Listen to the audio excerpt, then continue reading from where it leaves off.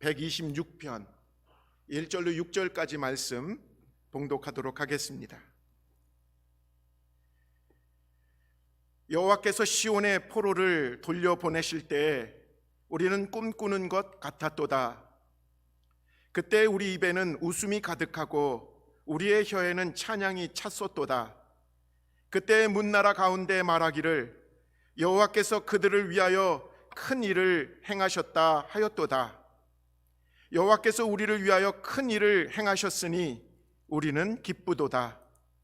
여호와여, 우리의 포로를 남방 시내들 같이 돌려보내소서. 눈물을 흘리며 씨를 뿌리는 자는 기쁨으로 거두리로다. 울며 씨를 뿌리러 나가는 자는 반드시 기쁨으로 그 곡식단을 가지고 돌아오리로다. 아멘. 오늘 우리에게 주신 살아계신 하나님의 말씀입니다. 해피 땡스기빙. 2021년 우리 추수감사절을 맞이하면서 환난 중에도 감사를 잃지 않고 이렇게 추수감사 예배에 함께해 주신 성도 여러분들 또 축복하고 정말 감사합니다. 참 우리가 할 수 있는 최선을 다해서 하나님께 감사를 표현하고 드릴 수 있다라는 것, 이거는 정말 하나님이 기뻐 받으시는 예배의 조건이라고 믿습니다. 이전에 우리가 고백했었던 감사가 혹시 눈에 보이는 것들, 그것에 대한 감사는 아니었는지 요즘 이 코로나 팬데믹을 지나면서 자꾸 마음속에 다시 새겨보게 됩니다. 더 많은 것을 얻게 되었다라고 하는 감사, 병이 낫게 되어서 또 문제가 해결되었다고 드렸던 감사, 그것도 물론 좋은 감사였지만 믿음의 사람들이 진짜 하나님께 드리는 이 감사의 고백은 뭘까? 이번 이 코로나 환난 중에 이 추수감사절을 지내면서 더 제 마음속에 다시 한번 묵상해 보고 되새겨 봅니다. 곱씹어 보면 곱씹어 볼수록 이 코로나 이 팬데믹을 지나면서 이 하박국 3장 17절 18절 말씀이 더 마음에 와닿아요. 예전에는 이게 뭐 그러려니 하고 그냥 좋은 말씀이구나 하고 그 정도로 은혜를 받았다면 요즘 우리에게 이 말씀이 정말 가슴에 와닿는 게 정말 은혜가 아닐까. 하박국 3장 17절 18절 아시죠? 비록 무화과 나무가 무성하지 못하며 포도나무에 열매가 없으며 감람나무에 소출이 없으며 밭에 먹을 것이 없으며 우리의 양이 없으며 외양간에 소가 없을지라도 나는 여호와로 말미암아 즐거워하며 나의 구원의 하나님으로 말미암아 기뻐하리로다. 이것도 없고 저것도 없고 또 이것도 손해받고 저것도 잃게 되었지만 그러나 여호와 하나님으로 인해서 즐거워하고 기뻐한다라는 것. 비록 지금 우리는 찬양팀의 악기에 맞추어서 마음껏 찬양하지 못합니다. 참 그 예배 전에 함께 부르던 그 찬양이 정말 우리들을 어떻게 이렇게 또 하나님께 더 이렇게 기쁘게 했는지 이렇게 되새겨지게 돼요. 참 성가대가 항상 준비된 찬송을 부를 때 여러분 그 말씀을 그 찬양을 듣고 이렇게 강단에 서는 그때가 얼마나 또 제 기쁨, 제 마음이 확 열렸는지 그것도 없고 또 이런 또 절기 때는 우리 사랑하는 주일학교 아이들이 신나고 귀여운 율동, 감사 찬양 이걸 볼 수도 없는 게 참 아쉽죠. 그러니까 여러분 이게 하나 누적돼서 때로는 인간적으로는 참 우울하게 되는 이유가 되더라고요. 그 중에 하나만 빠져도 허전한데 이 모든 것이 다 합쳐져서 없어졌는데 그럼에도 불구하고 여러분 2021년 이 한 해 동안 한 주도 빠지지 않고 예배가 중단되지 않고 드려질 수 있도록 우리를 인도해 주시고 지켜주신 하나님으로 인해서 우리는 즐거워하고 기뻐해야 될 줄 믿습니다. 이걸로 없는 것보다 더 큰 감사를 고백할 수 있다라는 거죠. 저는 금년 추수감사절 이 주일 예배 말씀으로 시편 126편의 말씀을 나누려고 합니다. 그것은 이 추수감사절이 생기게 된 유래가 400년 전에 영국에서 이 미국으로 건너온 청교도들 때문에 이 추수감사절이 만들어졌는데, 그 추수감사절 그 이유가 그들이 도착하고 추위와 굶주림과 가족을 잃은 슬픔을 이겨내면서 이 시편 126편의 말씀을 노래를 불러가면서 시를 부렸다라는 거예요. 그래서 다음 가을에 열매를 맺은 그 날이 추수감사절의 시작이니까요. 그래서 환난 중에 찬송으로 견디며 씨를 뿌린 이 노래, 이것이 오늘 저와 여러분들이 다시 한번 묵상하고 이 코로나 환난 중에 그럼에도 불구하고 우리는 눈물로 씨를 뿌려야 된다라고 다시 한번 다짐하며 이 말씀을 오늘 나누려고 합니다. 오늘 말씀 시편 126편의 성경의 배경은 포로로 끌려간 이스라엘 백성들이 이 바벨론 포로에서, 이 바벨론이 페르시아에 의해서 망했는데 페르시아를 세운 임금이었던 고레스가 나라를 세운 기념으로 그랬는지 포로로 살고 있었던 유다 백성들을 예루살렘으로 돌아가라고 포로 귀환 명령을 내린 그 배경이에요. 포로들이 귀환해서 예루살렘 성전을 재건하고 성벽을 다시 쌓는 그 역사적인 상황이 이 시가 지어진 배경이라는 거죠. 그 상황을 고려하면서 오늘 우리의 상황도 똑같다라는 거죠. 마치 우리가 원하는 것도 아닌데 어쩌면 우리들의 좀 부족하고 못된 신앙이 오늘 우리들의 이 교회들을 이렇게 모습으로 보게 되진 않았는가. 이럴 때 하나님께서는 우리에게 다시 세우라고, 다시 쌓으라고 우리에게 말씀을 주시는 것 같습니다. 그 어려운 상황에서 그들이 어떻게 미래를 준비할 수 있었을까? 그것이 오늘 우리에게 이 시편 126편이 주는 아마 교훈이라고 깨닫게 되죠. 첫째로 그들은 구원의 감격을 노래했다라는 거예요. 오늘 본문 2절을 세 번역으로 읽게 되면 그때 우리의 입은 웃음으로 가득 찼고 우리의 혀는 찬양의 함성으로 가득 찼다. 그때 다른 나라 백성들도 말하였다. 주님께서 그들의 편이 되셔서 큰 일을 하셨다. 여러분, 이스라엘 백성들이 포로 귀환 명령을 받고 얼마나 놀랬겠어요? 얼마나 감사했겠습니까? 그 바벨론에서부터 예루살렘까지 오는 길은 결코 짧은 길이 아니었습니다. 한 달이고 두 달이고 세 달도 걸릴 수 있는 긴 여정이었습니다. 근데 그들은 그 여정에서 찬양하고 노래하고 춤을 췄다라는 거예요. 바빌론에서 예루살렘까지 오는 그 여정은 그냥 할 수 없이 오는 여정이 아니라 기쁨의 여정이었다는 거죠. 그들은 지나가는 마을마다 그곳에서 여호와 하나님이 우리의 하나님이라고, 우리를 지켜주신 하나님이 바로 이 일을 행하셨다라고 자랑하고 찬양하고 또 춤을 췄던 것이에요. 얼마나 이들의 자랑이 분명했는지 그 사람들을 지켜보는 다른 나라 사람들도 다 하나님이 하셨다고 이렇게 떠올리는 거예요. 그리고는 한번 잘 생각해 보다가 맞네, 이스라엘 백성들이 자기들이 뭘 한 게 없으니까 이거는 전적으로 그들이 믿는 하나님이 그들을 해방시켜 줬다라고 같이 수긍하는 내용이었던 것이죠.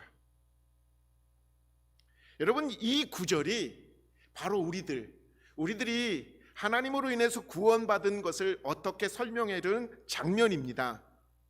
우리 인생에서 하나님이 이루신 가장 큰 일이 무엇일까요? 나를 구원하신 일이죠. 나를 죄와 사망에 포로된 자였던 나를 해방시켜 주신, 그래서 영생을 얻게 되고 하나님의 자녀가 되는 권세를 얻게 되었다라는 사실. 여러분, 믿음의 사람에게 이것보다 더 큰 일은 없다라는 거 동의하시죠? 이게 우리의 감사고 이게 우리가 받은 구원의 내용입니다. 잘 들여다보세요. 이스라엘 백성들 또한 그들이 해방돼서 포로로 귀환되어지는 이 상황에서 그들이 독립운동을 한 적이 없어요. 어느 날 갑자기 고레스라는 임금이 나라를 새롭게 만들어 놓고는 유대 백성들, 너네들 나라로 돌아가, 이렇게 선언한 거거든요. 우리도 마찬가지죠.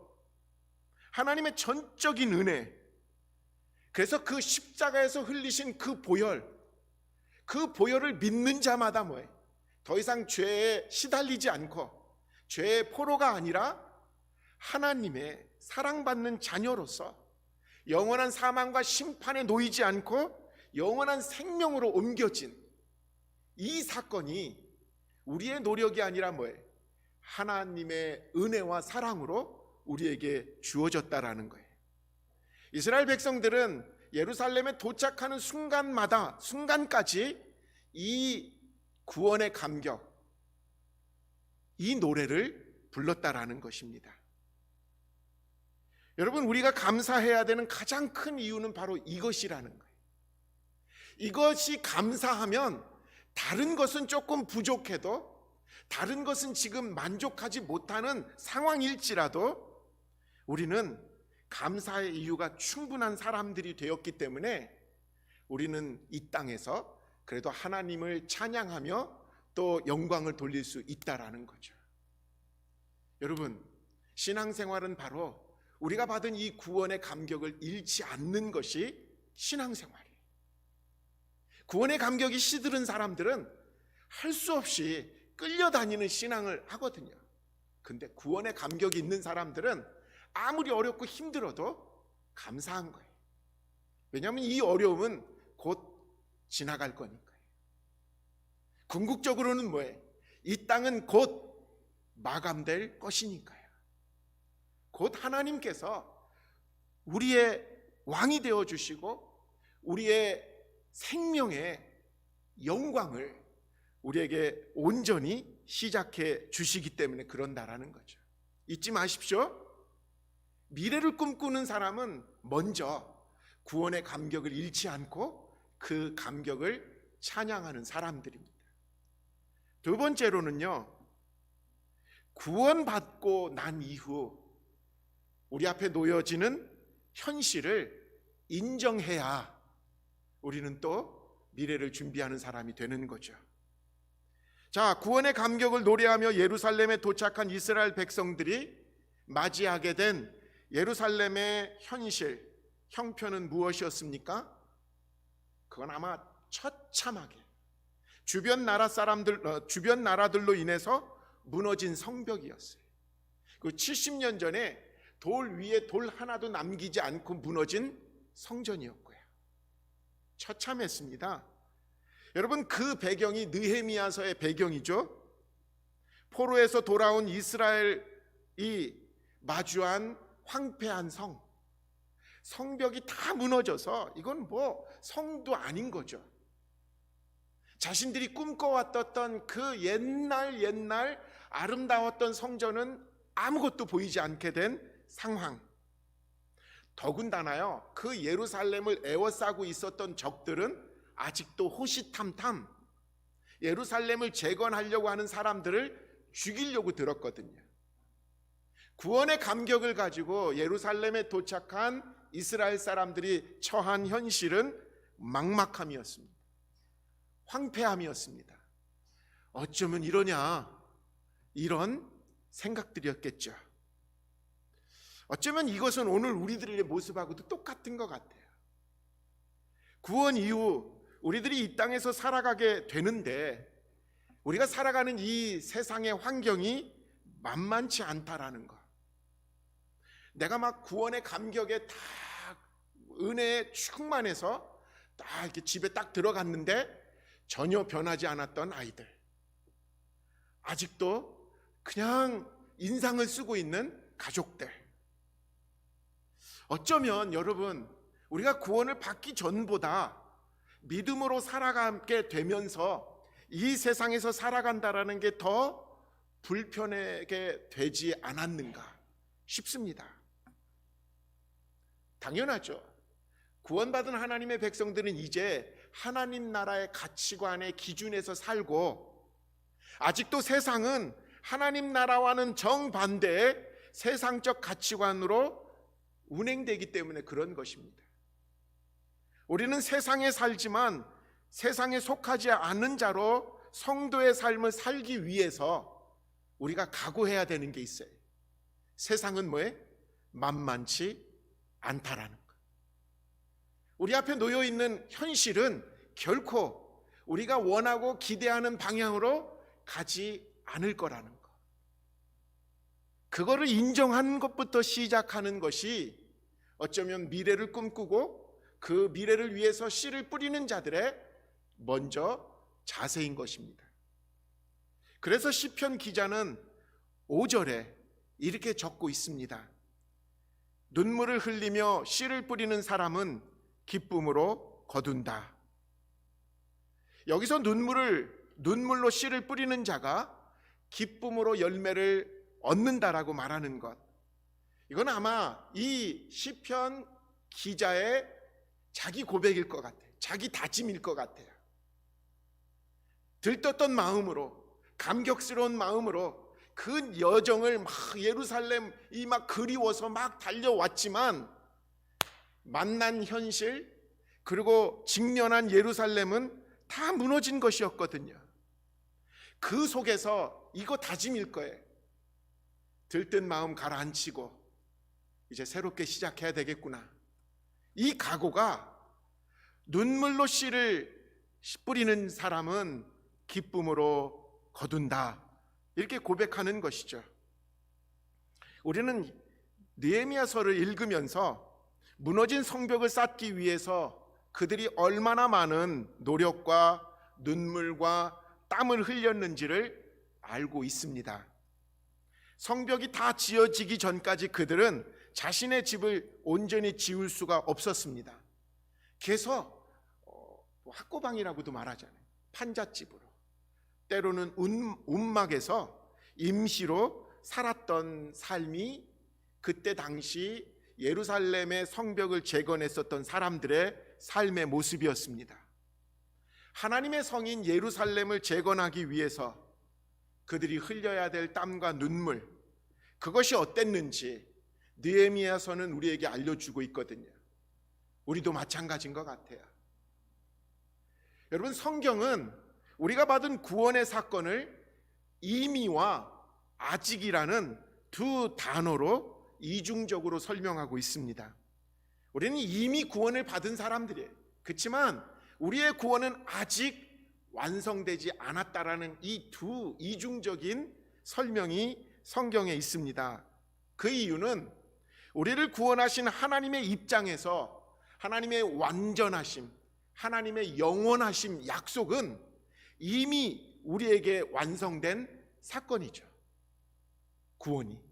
그렇지만 우리가 살아가야 될 이 땅, 그리고 이 땅에 아직도 원수 마귀가 살아있고 그 원수 마귀는 우는 사자와 같이 우리를 삼키려고 입을 벌리고 있는 이 현실, 이것을 우리가 인정할 때 우리는 우리의 싸움이 끝나지 않았음을 알면서 아직 우리의 구원은 완성되지 않았어 라고 고백할 수밖에 없는 것이죠. 선한 싸움을 다 싸우고 주님 앞에 서는 그날, 주님이 우리를 맞이하시면서 잘했다, 정말 착하고 충성된 종이구나 하시면서 이 구원의 면류관을 씌워주는 그날까지, 여러분, 우리는 이 땅에서 매일매일 각오해야 돼요. 이 땅이 만만치 않다라는 것, 이 땅에서 바른 신앙을 간직하고 바른 교회 세운다라는 것이 결코 쉽지 않다라는 그 사실을 인정하자는 거죠. 여러분, 그럴 때 우리가 미래를 위해서 눈물로 씨를 뿌릴 수 있는 것입니다. 낙심만 하면 안 돼요. 어려운 거 알고 힘든 거 알고 각오하고 맞이하면 어때요? 감당할 수 있거든요. 근데 왜 이렇게 힘들어? 어렵기만 해? 마치 예수 난 잘 믿고 있는데 왜 이렇게 어려운 것만 계속 반복돼? 이렇게 생각하면 거꾸로 생각하시면 되는 거예요.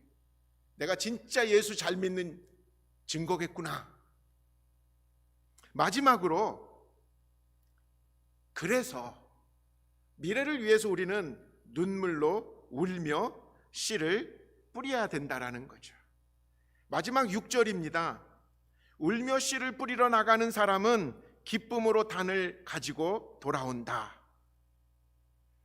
시편 기자가 왜 이렇게 표현했을까? 주목하게 돼요. 씨를 뿌리러 나가는데 꼭 울면서 나가야 되나? 보통 같으면 이거 뿌리면 내년에 가을에 막 크게 풍년이 들겠지? 그럼 기쁨으로도 웃으면서도 즐겁게 씨를 뿌릴 텐데 왜 울며 씨를 뿌리러 나간다라고 했을까요? 묵상을 해보는 거예요. 요즘 같았으면 뭐 그냥 큰 컴바인으로 그냥 한번 그냥 딱 하면 우는 건 아닐 것 같아요. 시동 한번 걸면 씨 뿌리러 나가는 거죠. 근데 예전이나 저 어린 시절도 씨 뿌리러 나갈 때는 항상 이른 새벽에 나가셨거든요. 왜 그럴까? 해 뜨기 전에 씨를 뿌려야 씨가 땅에 잘 스며 든다고 해서 그랬어요. 물을 줘도, 여러분, 이 여름에 잔디 물을 줄 때 해가 뜨기 전에 줘야 이 물이 오래 밑에 잠겨서 하루 종일 가는 거예요. 근데 대낮에 물 주면요 소용없어요. 햇볕에 다 날아가기 때문에. 그 얘기였거든요. 당시 씨를 뿌리기 위해서 낮에 뿌리면 씨가 땅에 스며들지 못하고 열매 맺지 못하기 때문에 이른 새벽에 나가야 되는 거예요. 그리고는 씨를 그때 뿌려야 되는 것이죠. 아시죠? 농사철에 얼마나 고됩니까? 그 고된 몸을 아침에 이른 새벽에 일어나 씨를 뿌리러 나간다라는 것이 얼마나 힘든 것인지. 여러분, 시편 기자는 그걸 알았기 때문에 이렇게 표현한 거예요. 아무리 피곤하고 힘들어도 씨를 뿌리기 위해서는 이른 새벽에 일어나야 된다라는 거. 너무 피곤하면 살을 꼬집어도 안 아파요. 그래도 쥐어 뜯어가면서 어쨌든 씨를 뿌려야 되니까 울면서 씨를 뿌리러 나간다라는 그 표현. 여러분, 저와 여러분들에게 이 울며 씨를 뿌린다라는 이 말은 새벽에 아니면 기도의 제단을 쌓는 그것과 똑같은 것 같아요. 하루의 씨를 뿌리는 거예요. 그것이 무엇입니까? 분주한 대낮과 그리고 그 급하게 하는 묵상과 기도 가지고는 그것이 내 안에서 은혜를 간직할 수 없게 만든다라는 깨닫게 되는 거죠. 그래서 성도는 은혜를 깊이 간직하기 위해서 새벽을 깨우는 부지런함이 있어야 된다라는 거예요. 저부터 이걸 다시 한번 깨우치지 않으면 쉴 거 다 쉬고 잘 거 다 자가면서 씨를 뿌릴 수는 없다라는 것. 다음 주일부터 대강절이 시작됩니다. 참 이 대강절을 기준으로 제가 기도하면서 저 스스로 결심을 했습니다. 온라인으로만 진행했던 새벽 기도회를 이제 대면으로 추가하려고 합니다. 물론 진짜 그 시간에 또 겨울이고 참여하기가 멀리서 오기가 어려운 분들을 위해서 요즘은 하이브리드가 있으니까 같이 요 앞에다가 그 방송 설치를 하고 함께 같이 새벽 제단을 쌓겠지만, 분명한 것은 우리가 미래를 꿈꾸고 교회를 회복하자라는 결심을 했다면 최고 처음의 출발점은 뭘까요? 기도의 제단을 다시 시작하는 거예요. 그러기 위해서는 부지런해져야 된다라는 거예요. 그러기 위해서 울며 씨를 뿌린다라는 이 구절, 이게 나한테 다시 한번 다짐하는 말씀이라는 거죠. 울며 씨를 뿌린다라는 그 말에 또 한 가지의 뜻은 딴 게 아니에요. 씨를 뿌리기 위해서 지켜야 될 씨, 그 종자씨죠. 그 종자씨를 지켜내기 위해서 참아야 되는 것, 견뎌야 되는 것, 지켜야 되는 것, 그것 때문에 울게 된다라는 거예요. 종자씨, 여러분, 많은 사람들이 요즘은 이 씨를 뿌려본 적이 별로 없어가지고 씨 뿌리지 않고 그냥 마켓에 가서 그냥 사 먹기만 하니까 이 메커니즘이 잘 와닿지 않지만, 분명한 것은 씨를 뿌린 자만이 열매를 기대할 수 있다라는 거. 씨 뿌리지도 않고 열매만 따먹는 것은 성경은 뭐라고 하냐면 그걸 사기꾼이라고 말해요. 그것은 도둑이라고 말합니다. 우리 조상들은 그 가난한 시절에도, 그건 이제 춘궁기라고 하잖아요. 그때에도 배를 굶어가면서도 반드시 건들지 말아야 되는 것은 건들지 않았습니다. 그 뭐예요? 봄에 씨를 뿌려야만 이 열매를 맺을 수 있으니까 아무리 배고파도 건들지 않는 종자씨가 있었다라는 거죠. 미래를 포기한 사람만이 종자씨를 그냥 홀랑 먹는 거예요. 지금 힘드니까, 지금 배고프니까 그냥 지금이라도 살아야지 뭐 하는 마음으로 그냥 종자씨까지 다 홀랑 까먹는. 여러분, 우리가 울며 씨를 뿌리기 위해서 부지런해야 된다고 했지만 또 하나는 지켜내야 된다라는 거예요. 아무리 힘들고 어려워도 버텨야 되고 지켜야 되는 것이 있어야 된다라는 거죠. 저는 성도에게 있어서 이 종자씨가 딴 게 아니라고 생각이 들어요. 당연히 11조예요. 절대로 저는 이 11조를 물질로 생각 전혀 안 하거든요. 성도의 모든 것이 바로 11조 정신이에요. 예전에 제가 이 말씀이 항상 걸리는 게 뭐냐면, 저 어린 시절부터 시작해서 제가 이렇게 자꾸 이성적으로 교회를 자꾸 멀리 했었던 게, 너무 교회가 돈 그것을 11조하고 너무 결합을 시켜가지고 돈 놓고 돈 먹기처럼 가르쳤죠. 이게 무슨 야바이꾼들도 아니고, 이게 잘못된 싸구려 11조 정신이에요. 근데 저는 진정으로 11조는 딴 게 아니라 성도가 지켜내야 될 종자시다 라고 생각이 되는 거예요. 오늘 우리가 하나님께 감사하며 드리는 이 모든 섬김과 예물이 우리의 신앙의 종자씨인 거예요. 이것이 있어야 우리의 자녀들이, 우리의 미래의 교회가 열매를 맺게 될 것이고 유지가 되니까요. 이 종자씨를 지켜내기 위해서 수고한 여러분들, 정말 감사하고 또 정말 어떻게 보면 자랑스럽습니다.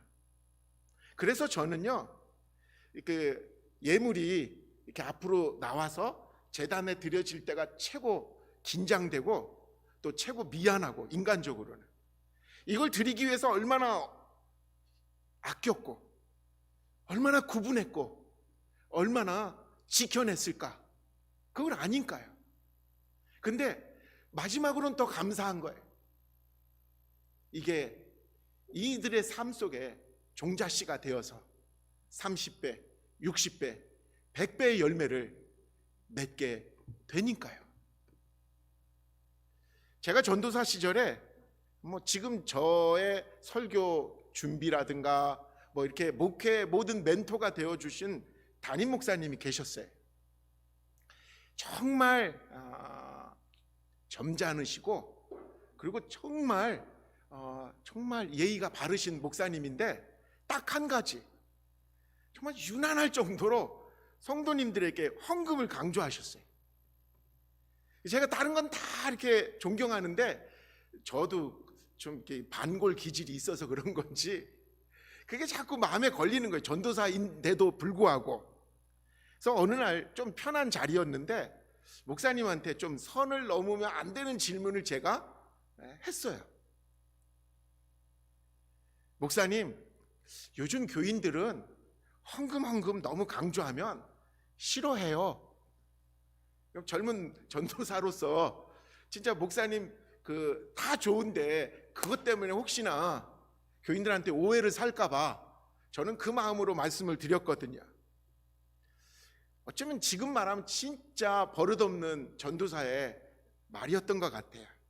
근데 그 말에 그 목사님이 저의 평생의 헌금의 기준이 되는 말씀을 주셨어요.